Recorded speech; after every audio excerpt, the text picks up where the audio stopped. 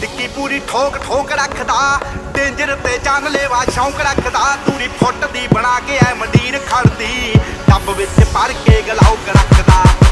ਟਿੱਕੀ ਪੂਰੀ ਠੋਕ ਠੋਕ ਰੱਖਦਾ, ਡੇਂਜਰ ਤੇ ਜਾਨਲੇਵਾ ਸ਼ੌਂਕ ਰੱਖਦਾ। ਦੂਰੀ ਫੁੱਟ ਦੀ ਬਣਾ ਕੇ ਐ ਮੰਡੀਰ ਖੜਦੀ, ਟੱਬ ਵਿੱਚ ਭਰ ਕੇ ਗਲਾਉਕ ਰੱਖਦਾ।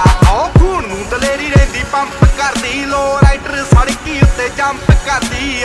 ਅੱਲੜਾਂ ਦੇ ਸੀਨੇ ਠਾਲੀਆ